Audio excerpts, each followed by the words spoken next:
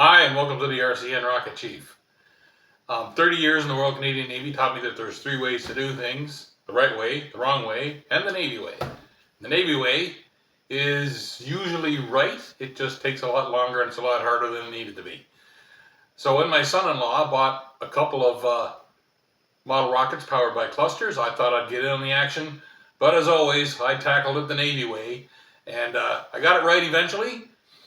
But in the meantime, we're going to show you some of the issues I had along the way. And please like and subscribe. Maybe I can afford to do some more clusters with some ad revenue if I ever actually get anything out of YouTube. Thanks a lot.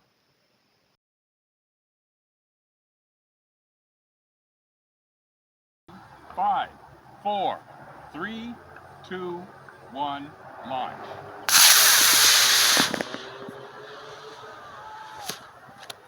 Okay. John? So we recovered our star cluster after a kind of a catastrophic landing, and we discovered that one of our two cluster engines didn't fire, which explains the low overhead and the late shoot.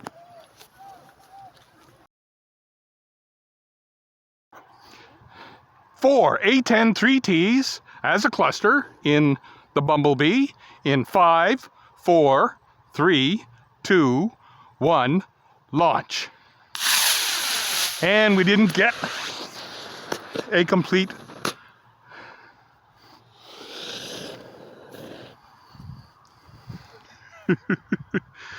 well, that didn't work. This is Bumblebee post-crash. We'll do a bit of an autopsy on it because there's something I suspect significant I think you're going to be interested in.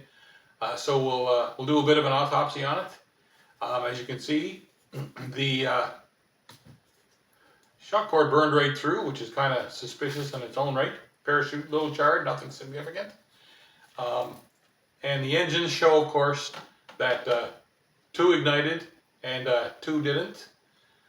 So let's just see what all that means. So taking a look at the Bumblebee, you'll see that the paint is all bubbled, the body tube is cracked, some's peeled back. Obviously, looks like some pretty significant heat damage, which did not happen to the misfire we had on our star cluster. So that's a interesting little development. So now that we've got our igniters out, we can pull out that engine expended. This engine also expended. Now,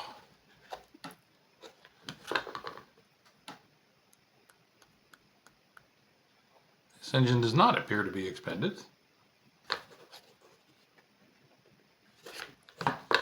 However, this engine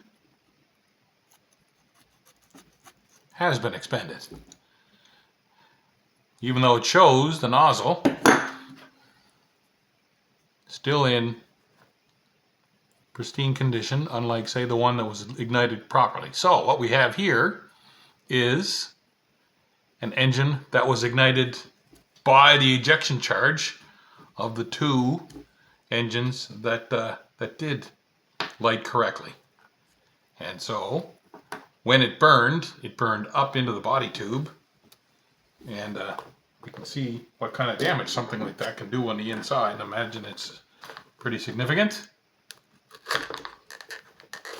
We've certainly seen the bubbling of the paint and the softness of the body tube. Certainly you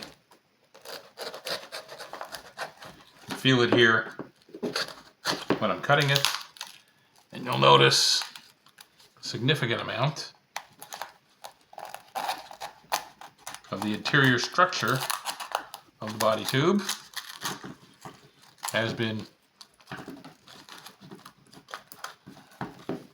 charred and, we'll say, delaminated, for lack, I guess, of a better term.